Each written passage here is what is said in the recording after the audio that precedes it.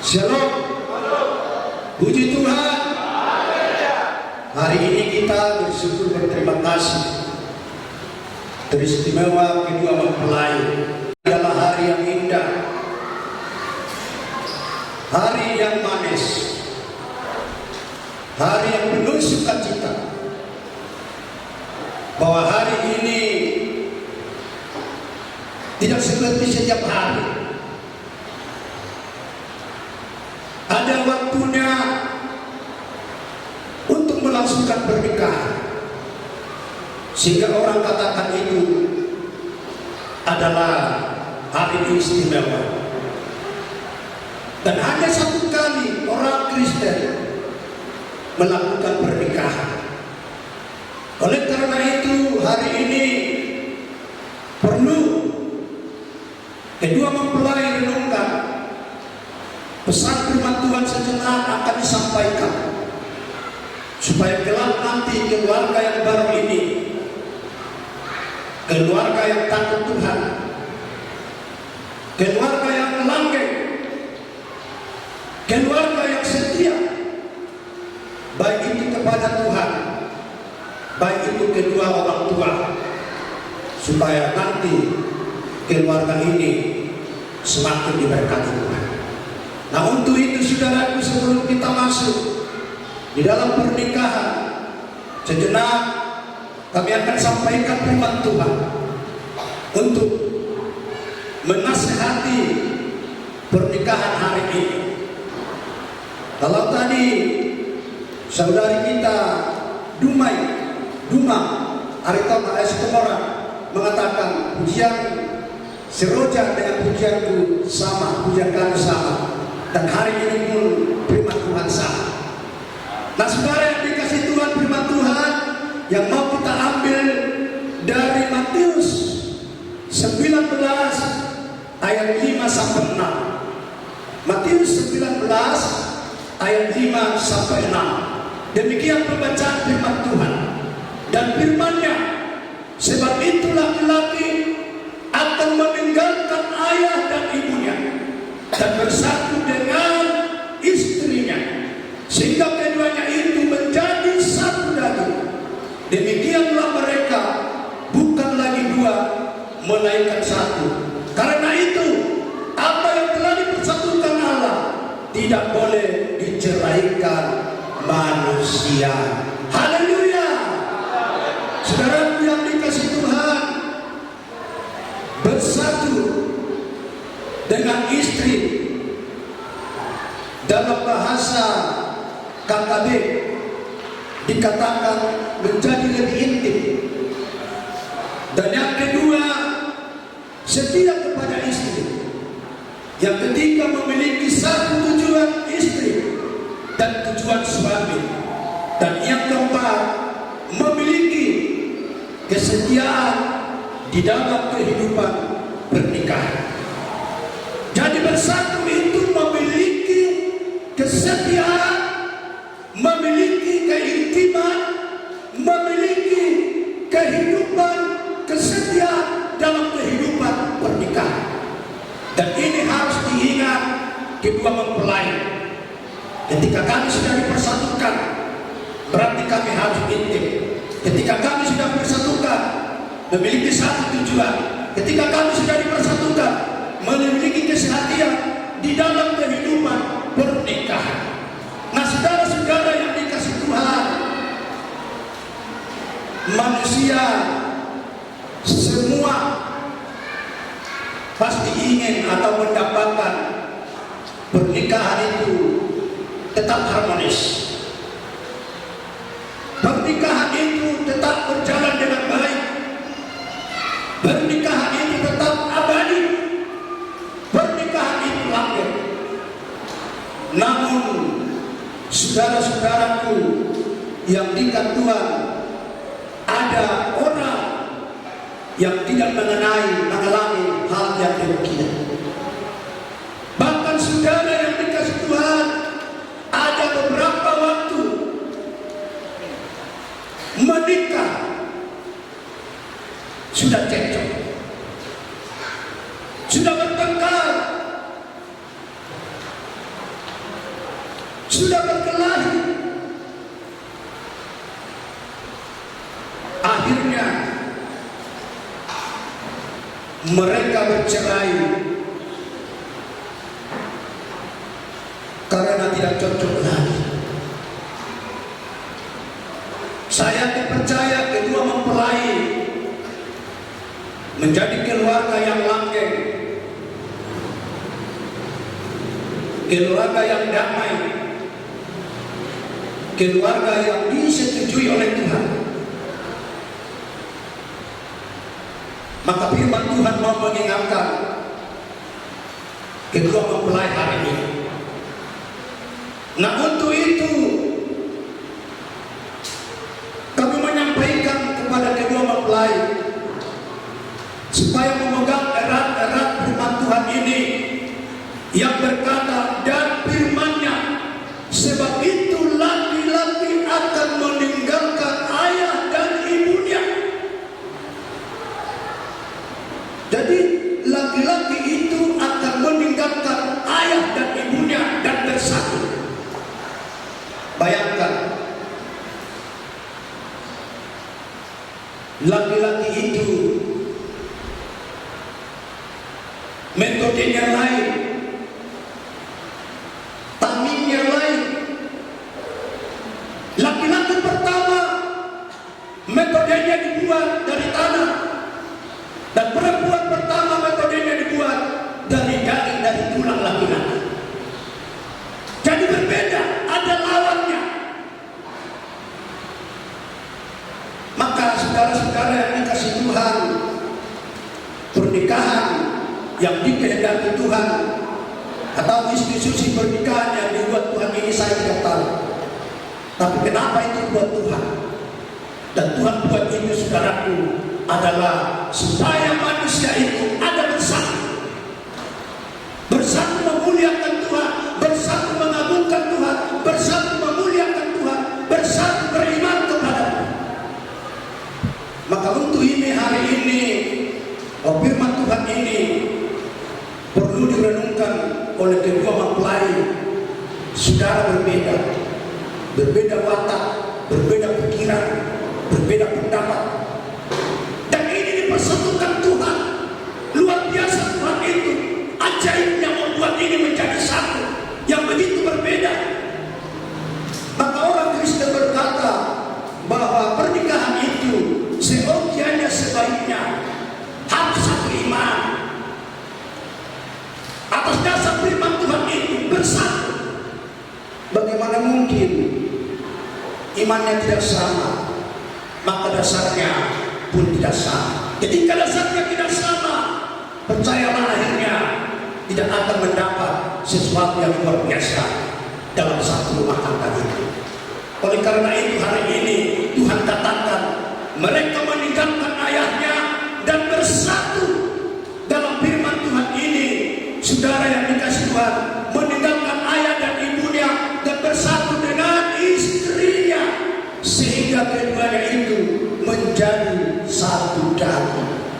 Nah, soal itu saudara yang dikasih Tuhan, terkhususnya kepada kedua mempelai, untuk dapat tetap keluargamu nanti menjadi keluarga yang takut kepada Tuhan, menjadi keluarga yang dikehendaki Tuhan.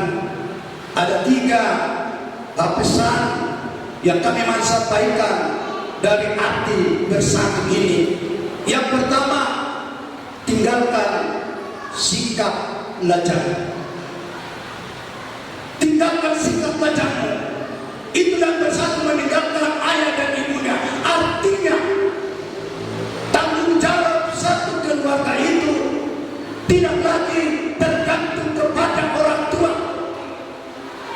sehingga dia meninggalkan ayah dan ibunya. Walaupun apalagi kita orang Batak, tidak akan pernah ditinggalkan ayah dan ibunya, pasti tetap dihormati. Namun firman Tuhan menjelaskan, saudara yang dikasih Tuhan, bahwa tanggung jawab sebagai istri tidak lagi bergantung kepada orang tua, yaitu tinggalkan sikap lajang. Artinya tidak lagi berkata "ai",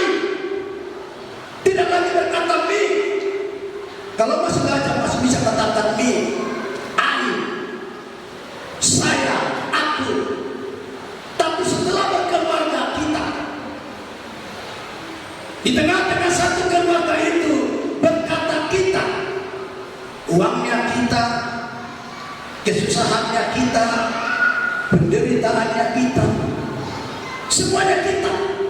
Artinya kita bersama-sama membangun rumah tangga ini pahit dan enak, sama-sama menderita, sama-sama memikul, sebab kita sudah meninggalkan ayah dan ibu kita. Jadi artinya Bapak Ibu Saudara dan khususnya pengantin, bahwa laki-laki meninggalkan adalah ibu, perempuan pun juga meninggalkan. Kenapa dikatakan di sini laki-laki? Sebab yang pertama itu yang diciptakan Tuhan adalah bukan ada perempuan, ada laki-laki, hanya laki-laki.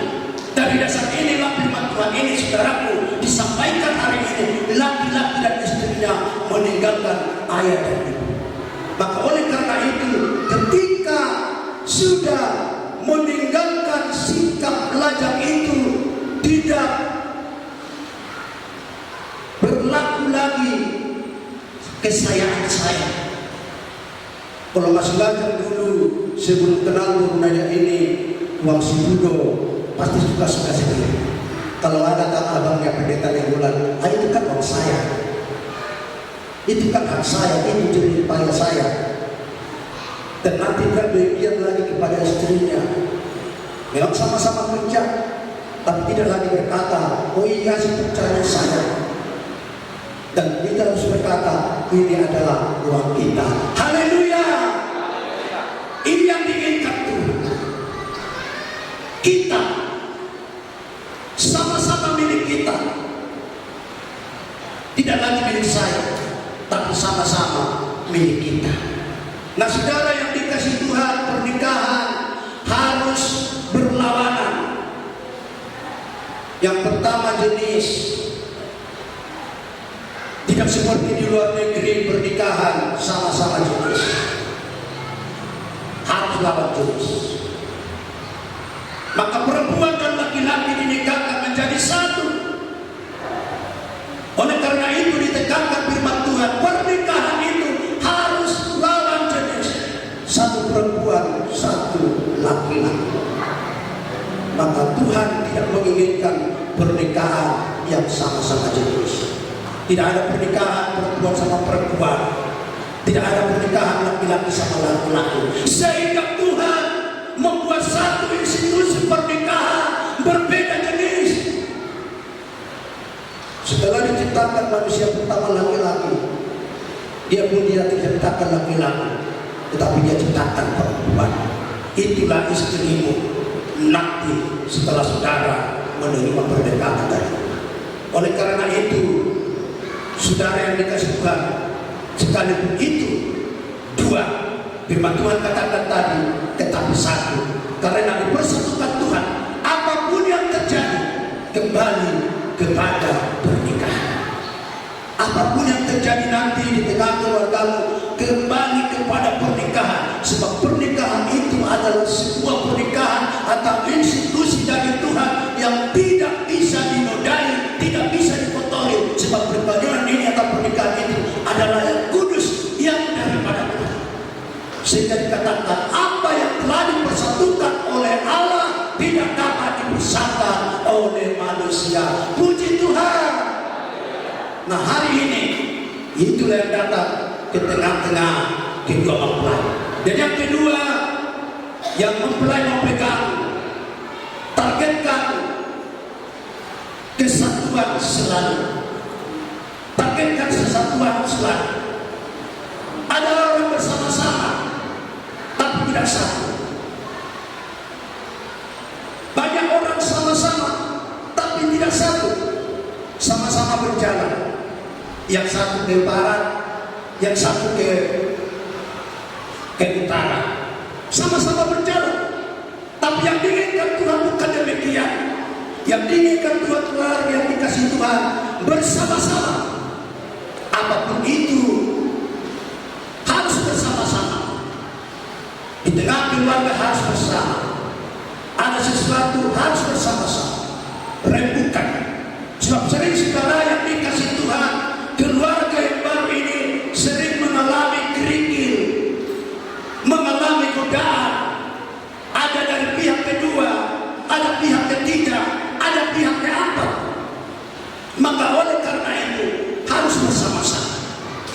Artinya bersama berdoa kepada Tuhan, memohon kepada Tuhan agar keluarga yang baru ini senantiasa ada dipelihara, dijaga, dilindungi, diberkati oleh Tuhan. Maka akan terhindar dari segala kerikil-kerikil, duri-duri, gelombang dari pihak ketiga, pihak keempat, saudaraku yang dikasih Tuhan. Sebab itu adalah menjadi satu pengalaman bagi sebuah pernikahan sampai hari saat ini. Maka oleh karena itu, mari targetkan kesatuan selalu di tengah-tengah keluarga, supaya keluargamu tetap damai, keluargamu tetap langgeng, tetap keluargamu tetap setia dan saling melengkapi. Oh, nanti bertanya, bagaimana pendeta kami bisa bersama-sama? Kadang-kadang istri ke situ, kadang-kadang istri mengerjakan itu. Benar, saudara-saudara yang dikasih Tuhan. Tetapi walaupun demikian, bukan artinya saling berpisah, tetapi itu adalah saling melengkapi. Kadang-kala pengalaman saya sebagai sudah terlebih dahulu bersama di tengah keluarga itu, pada waktu anak-anak masih kecil, tidak mungkin bisa bersama-sama makan. Waktu itu istri harus mengantar anak, apakah itu mati? Dan saya tidak akan tuntut, berikan nasi saya, kita harus sama-sama makan. Tidak demikian artinya sekarang, tapi harus saling melengkapi. Ketika nanti sekarang sudah diberkati menjadi seorang atau satu keluarga yang baru yang dikehendaki oleh Tuhan, maka pernikahan itu adalah sakral sekali. Makanya satu-satunya iman adalah bersatu jasmani maupun rohani. Bersatu jasmani maupun rohani tidak akan bisa dipisahkan.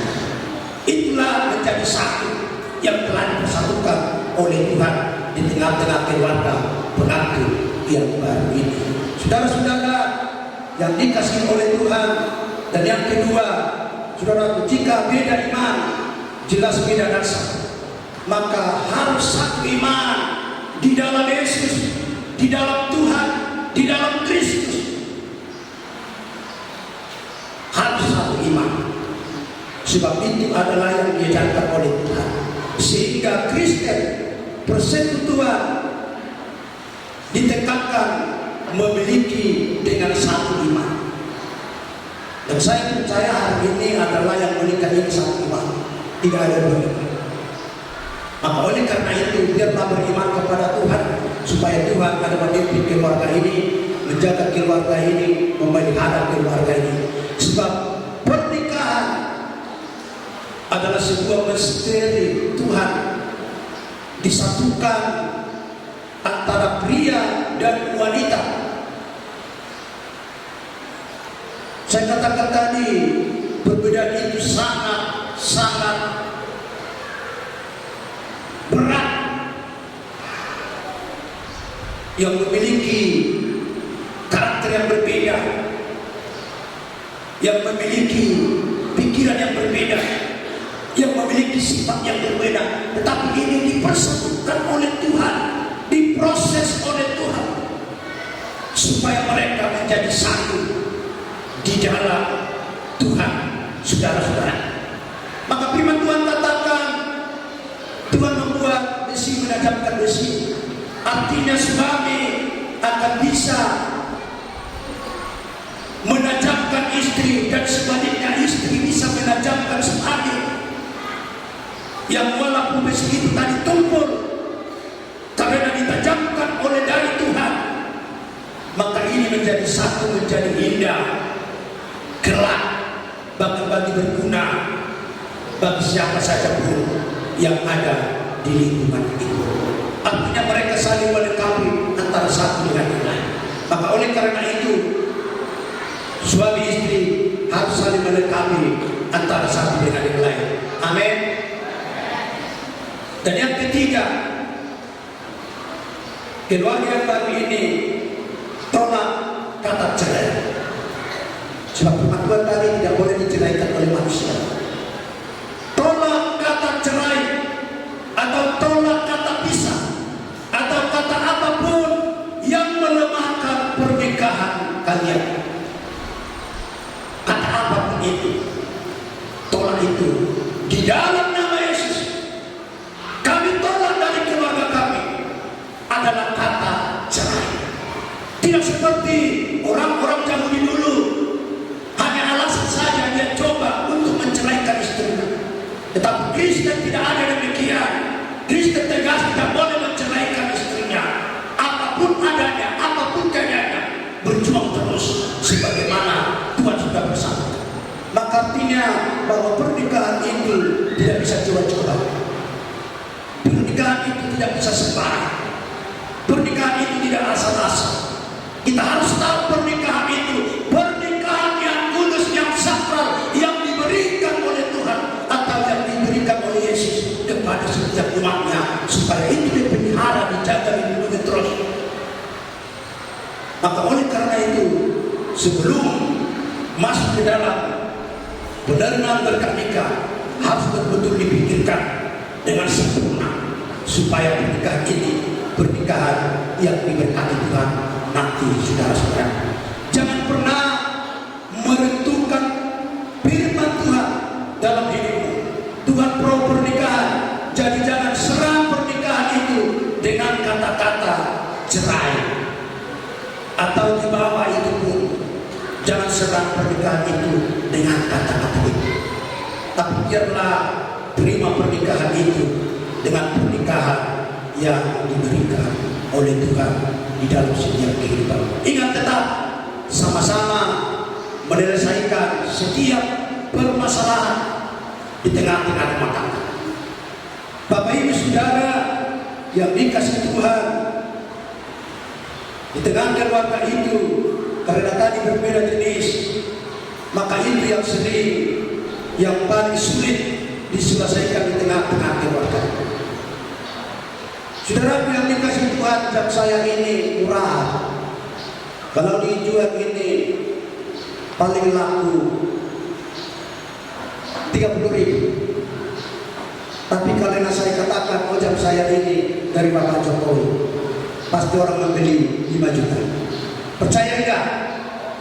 Pasti orang mau beli 5 juta. Dari Jokowi, karena Jokowi Bapak Presiden. Nah, artinya saudara-saudaraku yang saya maksudkan dalam cerita ini, Budo dan Kristus, katakan pernikahan saya, kamu adalah dari Kristus. Haleluya, katakan kamu dari Kristus. Antara satu dan lain. Amin.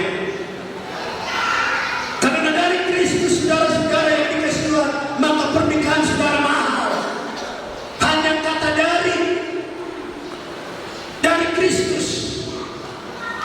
Dan kalau dari Kristus itu akan dipotong.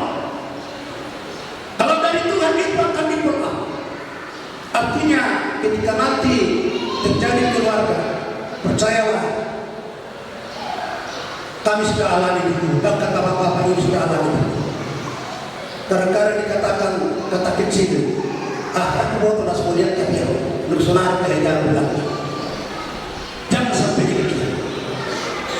Tapi ingat, katakan kamu dari Kristus. Ketika dari Kristus, itu akan diperoleh oleh Tuhan. Itu akan diperoleh oleh Yesus. Tuhan akan berikan jalan-jalan yang lain. Tuhan akan berikan jalan-jalan keluar yang lain kepada kedua mempelai, sehingga tidak sampai berkata kamu mau begitu. Dia akan selalu mengasihi bahwa kamu dari Tuhan. Sebab dari Tuhan itu tidak akan pernah ada mengecewakan. Haleluya. Dari Tuhan itu tidak ada pernah mengecewakan. Tuhan itu selalu memberikan yang baik. Tuhan itu selalu memberikan yang termanis. Tuhan itu akan selalu memberikan yang terindah bagi semua kehidupan itu. Maka oleh karena itu dia akan berani tolak kata cerai itu. Karena dia dari Tuhan, karena dia dari Yesus, karena dia dari Tuhan. Maka itu yang terbaik, yang terindah di tengah-tengah keluarga ini. Jadi jangan seorang pernikahan itu dengan kata-kata cerai atau kata-kata dengan yang lain di tengah-tengah rumah tangga. Pasti ada gelombang, pasti ada kerikil, pasti ada cobaan, pasti ada yang lain dan yang lain dan yang lain. Tapi bagaimana menyelesaikan itu? Katakan ini dari Tuhan. maka Tuhan akan berikan solusi-solusi yang indah, solusi-solusi yang baik di tengah-tengah keluarga saudara. Oleh karena itu, ingat firman Tuhan ini, renungkan firman Tuhan ini setelah nanti siap pernikahan ini, maka lewat itu pernikahan ini akan langgeng terus menerus. Untuk itu saya akan tutup dengan firman Tuhan ini yang terakhir, saudaraku. Ingat tetap bersama-sama menyelesaikan setiap permasalahan rumah tangga, tanggung jawab pernikahan.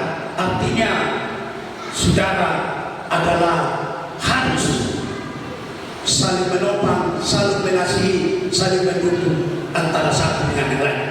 Hiduplah rumah tangga yang dibangun, ditargetkan oleh Tuhan agar mereka saling membangun dan saling menolong. Sekali lagi kami katakan, hiduplah rumah tangga yang dibangun, ditargetkan oleh Tuhan agar mereka saling membangun dan saling menolong.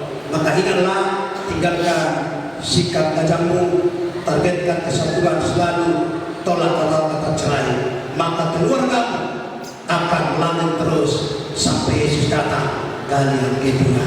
Haleluya. Mari kita bangkit berdiri.